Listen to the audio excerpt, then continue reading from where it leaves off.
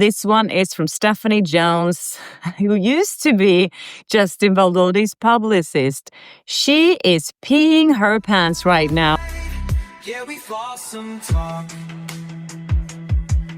Hi and welcome to Flossom Talk. I'm Tashti Floor, journalist, Hollywood truth teller, and your voice of reason in a town built on delusion. Happy Friday, everyone. I hope you had a great week and that you have some exciting plans for the weekend. Before I start this episode, I just wanted to say again, I'm so grateful for all your support, for all the tips that you're sending me, for all the comments, for all the engagements.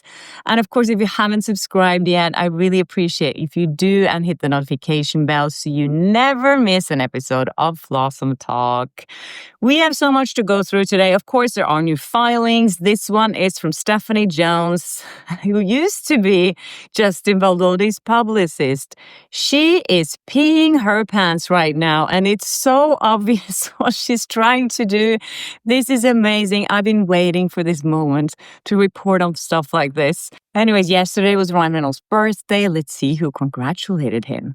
Also, Johnny Depp is back officially, you guys. It seems like he has a new deal with a big studio. I also want to talk about the Golden Globes. As you know, I have some history there. And the latest money grab scheme from the award show will just blow your mind. And there's news about how terrible Kevin Federline's book is doing. And also, there's a story here about how Hugh Jackman is now calling out one of the snakes in his inner circle. And it's not Ryan Reynolds. Anyways, as I said, it was Ryan Reynolds' birthday yesterday. I was really curious to see if Blake would congratulate her husband on his birthday, which would be a very natural thing to do. Ryan and Blake has always congratulated each other on their birthdays. And they always kind of made these like fun posts about each other, poking a little bit here and there. And people were a bit surprised earlier this year in August when it was Blake's birthday and Ryan didn't congratulate her. So I asked Magnus at breakfast this morning, I was like, what do you think it means? And he was like, maybe they're too busy. Like, that is a bad answer. But Blake was not too busy liking Hugh Jackman's post when he congratulated Ryan on his birthday. So he was actually one of the few celebrities, maybe the only one, that actually congratulated Ryan on his birthday. He made a post about it. And Ryan was reposting on his story everyone who said happy birthday to him. Most of them were from fan accounts. And a lot of these fan accounts, people have been speculated if Ryan Reynolds is actually the person behind those fan accounts. So maybe that's what Ryan did yesterday. He went into all these fan accounts that he created for himself, and he created birthday wishes for himself. Anyways, I just found it really strange that Blake did not congratulate her husband, especially since they have a history of doing that. And both of them are so active on social media. So it's not like, oh, we don't want to share anything personal, anything like that. So again, I think this means that their relationship is not in a very good place. Anyways, let's get into this new filing from Stephanie Jones. So I think it was last week that the judge ruled that Jennifer Abel was able to continue her case against Stephanie Jones. I think a few of the points were dismissed, but the most important ones are still there. And now this is like procedure that Stephanie Jones will have the opportunity, or actually have to, I think, respond to that. If you missed that part of the drama, Stephanie Jones is the one that represented Justin Baldoni from the beginning. She owns the company, Jones Work. And then when one of her employees, Jennifer Abel, left the company, Stephanie Jones took her phone away and then gave it to Blake Lively's team through this Van Zandt company that is owned by Ryan Reynolds. Anyways, all of this mess is about to backfire tremendously on Stephanie Jones. It's looking so embarrassing for her. She really painted herself into a corner now. And whatever happens from now on, Stephanie Jones will lose. So now Stephanie Jones knows that Jennifer Abel will move for discovery. That means that she's going to have access to all the communications that Stephanie Jones had with Van Zandt and Blake Lively's team. So what she's doing in this new filing now is trying to convince everyone that Jennifer Abel is unethical and that she was doing all of this stuff on her own and she was a part of the smear campaign against Blake Lively, but Stephanie Jones had no idea about it, even though she was working for her company under her command.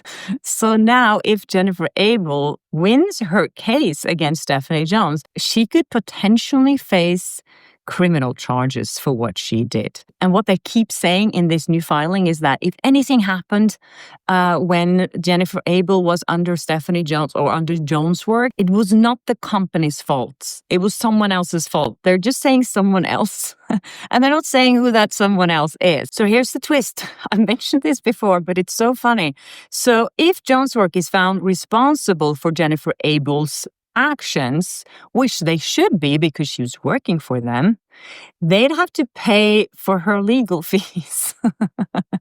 And that means that their interest is no longer that Blake Lively wins this case, obviously, because that bill is going to be enormous. But if Blake loses, then Jones' work has to admit that Jennifer Abel didn't do anything wrong.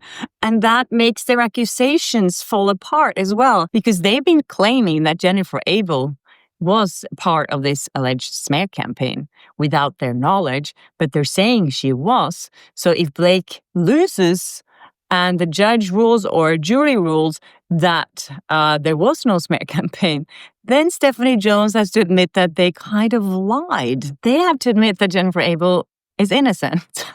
And throughout this whole new filing, they're accusing Jennifer Abel of having unclean hands. Isn't that ironic? Well, they're the ones who took her phone and gave it to Blake Lively's team to help the opposite side build a case against her. And then they're telling the court that she's the one being unethical. It's funny how Stephanie Jones and Jones Works keep bragging about all their clients. But then when it comes to what they actually do for their clients, they're saying like, oh, we had nothing to do with that. All our agents just work on their own and we have nothing to do with what they do in this office. They also argue that Jennifer Abel has not been damaged in any way.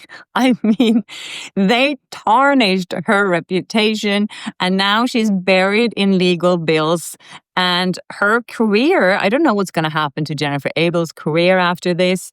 I think that what she's gone through here must be so freaking devastating. And they're saying no harm done. She was dragged through the mud in that New York Times article.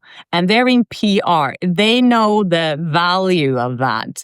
So saying that she hasn't been damaged, it's just ludicrous. Yes. So bottom line here, this is a complete catch-22 for Stephanie Jones. Now, no matter what happens, as I said, she will lose. So if Blake wins, they might have to end up paying Jennifer Abel's legal fees. And if Blake loses, they have to admit that they were wrong about Jennifer Abel. Anyways, I think Stephanie Jones needs to hire a PR specialist here to sort out her reputation after this is over. Anyways, as you know, every time that some new information comes out that doesn't benefit Blake, they create another storm in the media about something that puts them, her or Ryan, in a good light.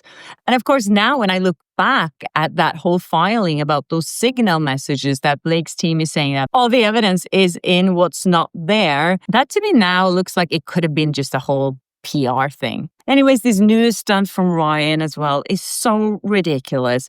But before we get into that, I wanted to thank the two sponsors of this video, Cornbread Hemp and Green Chef. So when you create videos every single day, sometimes you do feel a little burned out. For me, it can be hard to rewind and actually just relax. And that's why I was super excited to try Cornbread Hemp CBD gummies. I started taking them on busy days just to wind down. And now they've become a part of my routine. One gummy, one cup of tea at night, and just chill out. It's the best feeling. Cornbread Hemp only use the best part of the plant. They only use the flower, which is the purest, most potent CBD. No stamp, no junk, just organic goodness. They're designed to make your body relax naturally. Whether it's tension, daily stress, or just that need to take a breather. Plus, every product is third-party lab tested and USDA certified organic. That means you know exactly what you're getting. Since I had sleeping issues my entire life, more or less, I tried everything to get a good night's sleep. And these gummies, I have to say, made a huge difference. It just makes you relaxed. And even the next day, I felt really refreshed. It just had this amazing calming effect. They have different types for different use as well. So if you want to just get an upper, you can do that. And they offer drinks as well. Right now, you as my listener can get 30% off your first order. You just head to cornbreadhemp.com/flaw and use code FLAW, FLAA at checkout. That's cornbreadhemp.com/flaw and use code FLAW. FLAA. Also, a big thank you to Green Chef for sponsoring this video. I love the fall, even here in California. The colors of the leaves are changing and you get into this certain mode and you bring out your cozy sweaters and you add some flavors to make everything feel more comforting. Fall is also the time that I hit reset on my health habits to get back into things again. And Green Chef has really helped me to do exactly that. With Green Chef, which is the #1 meal kit for clean eating, I spend less time cooking and more time enjoying life. I love hiking, going out with Oscar, playing tennis, doing all these outdoor stuff, and the new Heat and Eat meals are just a game changer. They're ready in just 3 minutes. Everything's made fresh, organic produce, and 100% responsibly sourced protein. Real clean ingredients that help me feel my best without the hassle.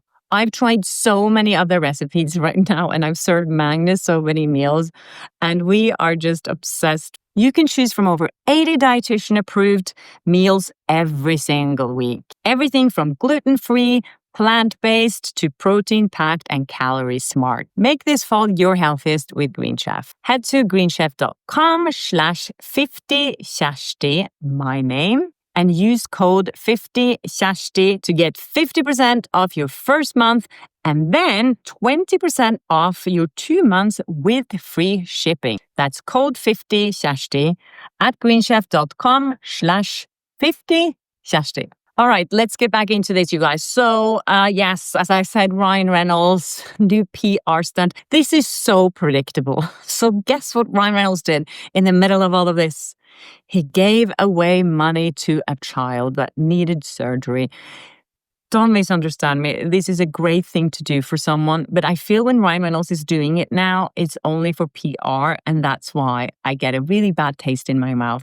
So BBC actually covered this story that Ryan Reynolds donated unbelievable £10,000 to this child who needs surgery in the US. I feel like £10,000 for Ryan Reynolds is like my bus fare. It's nothing. He should have given a lot more. And this is not the first time he's done things like this. This happens every time there is a new scandal out there leaking out from either from the court dockets or other stories in the media. Ryan Reynolds give away some money to a child or support some charity. It's so obvious. And yeah, I don't buy it. Anyways, Kevin Federline's tell-all book is a major flop, and that makes me really happy. I've been very vocal about my feelings around this book that Kevin Federline is releasing. I think it's only going to hurt Britney. I'm sure she wasn't a great mom when all of this was going on. As we've seen, there are evidence of that. But she needs help. She is not well. And I think this is just like taking advantage of the situation. So according to Amazon's bestseller list, his book is number 1,439. People are not buying it. And insiders told Shutter Scoop here that he thought he could get rich by dragging Britney. Instead, they organized a boycott. They didn't just cancel him, they buried him. Even a full-court media blitz, including a sympathetic Entertainment Tonight interview, I showed part of that interview here, couldn't save him. Britney's beloved Kevin's despised, and an insider here. Online fans celebrated the flop as poetic justice. One viral comment said it the best. The only thing Kevin exposed is how irrelevant he is. Agree. Also from Rob Shutter, there's a story here about how Hugh Jackman dumps snake friend after betrayal. He is furious over leak about secret romance with Sutton Foster. So according to the story, someone close to Hugh Jackman leaked the story that there was a romance going on and he trusted this person. Now they're obviously not friends anymore. I hope his next person that he can get out of his life is Ryan Reynolds. I was, of course, when I saw the headline, I was like, yes, finally. He is taking a step back from Ryan, but that was not the case. But it says here that the actor has cut off a longtime choreographer pal after discovering he, through his own publicist, leaked word of Hugh's secret romance with his co-star Sutton Foster. The call came from inside the house. One insider hisses Hugh and Sutton were incredibly discreet during the Music Man, but a few trusted people knew, and one of them decided to cash in. Anyways, Johnny Depp is back. So he is now in the talks with a big studio for a huge role. I mean, all of you guys, I'm sure, followed the Amber Heard drama, and he was basically canceled in the industry. No one wanted to work with him. He lost so many big deals. He lost his Disney deal as Jack Sparrow in Pirates of the Caribbean. He also lost the Fantastic Beasts franchise. So a big loss for Johnny. But now he's in talks of playing Ebenezer in Charles Dickens' classic, A Christmas Carol. So this would be his first big budget studio film since the controversy. So this is huge. He's done smaller projects, he's done art projects, he's done music projects, but he hasn't been accepted back in Hollywood until now. And this is Paramount Pictures. It's a thrilling ghost story set in Dickens' London, follows one man's supernatural journey to face his past, present, and future. Yeah, we all know the story. And a representative from Johnny Depp has confirmed this, but has no further comment. Also, Johnny has another project coming out on November 7 that he directed about the Italian painter Modi. And in that movie is Al Pacino and Stephen Graham. I haven't heard too much about that movie. Magnus told me it didn't get good reviews, so I don't know. But I would be really interested to see how Johnny Depp is as a director. And he also had a lot of fun filming Day Drinker with Penelope Cruz. They were in Spain, and one of my friends in Spain were actually on the set. She was working on the movie, and she said that he was so sweet. He was on time all the time, something that he's been criticized for before. But Johnny was such a joy to work with, and he bought everyone gifts afterwards. She said, like, oh my God, he is magical. So yes, I'm super happy for Johnny Depp. I think he deserves a second chance for sure. Anyways, let's go talk about this Golden Globe scandal. If you followed me for a while, you know that I had some issues with them. I sued the Golden Globes back in 2020. It was a huge scandal, and it ended up with Golden Globes being taken off the air. It ended up with Tom Cruise returning his Golden Globes. All their dirty laundry came out, and then all the studios started boycotting them. It was a disaster. It was a big crash, and I was in the middle of that storm, and I feel like a lot of the things that I see in the Blake Lively versus Justin Baldoni legal feud, I recognize a lot of the same things, a lot of the same strategies that they use, that also the Golden Globes used. They hired 8 lawyers to fight me. I was a freelance journalist that said, you should just allow all qualified journalists to become members of Golden Globes. If you don't know, the Golden Globes was run by an association called Hollywood Foreign Press, and it was journalists from all over the world that were based here in LA. There were about 90 of them, and they were accused of being corrupt because there was such a small group and they were so easy to influence.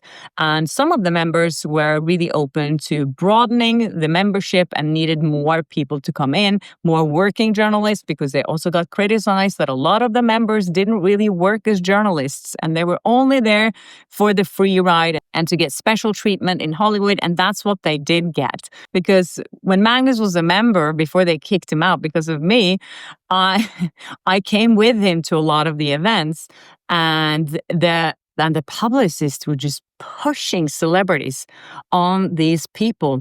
We're like, hi, do you want to meet Lady Gaga? Do you want to take a picture with Jennifer Lopez? Hey, Leo is over here. Do you want to talk to him? This whole game, this whole setup, to me, was really fascinating at first. Then I realized this is just dirty. So much happened. Horrible, horrible things. I spoke about that last year around this time. I will link those videos in my description as well if you want to watch them, so you get a little more insight in what actually happened and what they did to me and what they did to my partner Magnus. But my points of bringing this up now is because there is a story here today about how the Golden Globes is now nominating podcasts in the 2026 Golden Globes Awards. So after they were taken off the air, they decided to sell the Golden Globes to a billionaire called Todd Bowley. The members got money for the deal, and they also were promised to be his employees for like the next 5 years and whatever.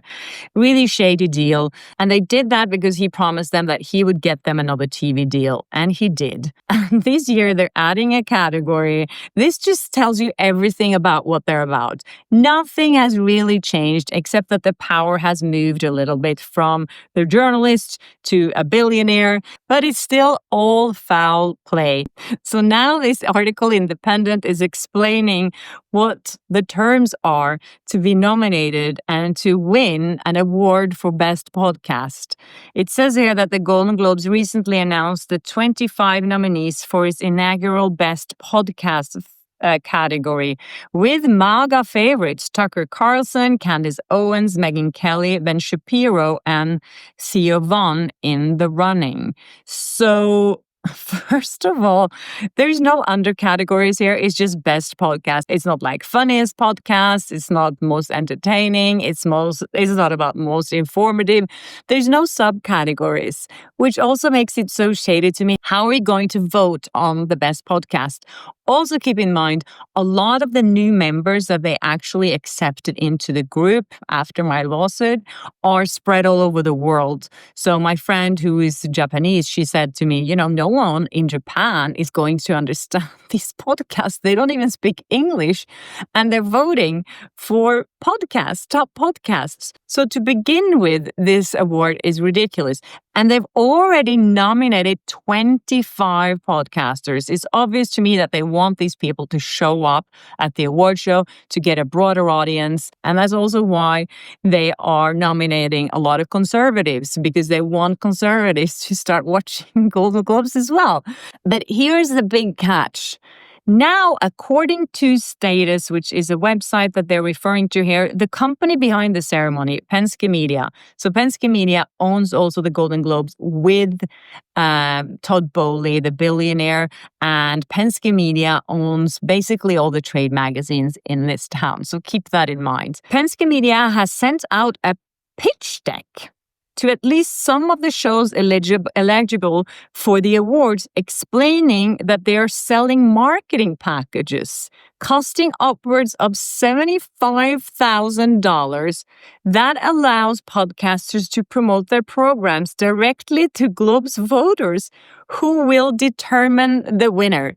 So if you are nominated, you can spend $75,000 on a marketing package so that the voters will know who you are. So the article continues to say that while nominated artists and shows have consistently lobbied for industry awards, yes, I've seen that in action, Status writer Olive Darcy argues that the difference this time is that PMC CEO, Penske Media, Jay Penske, owns not just the Globes, but also the entertainment media outlets, Variety, Rolling Stone, Deadline Hollywood, Billboard, and The Hollywood Reporter, which could be considered a conflict of interest.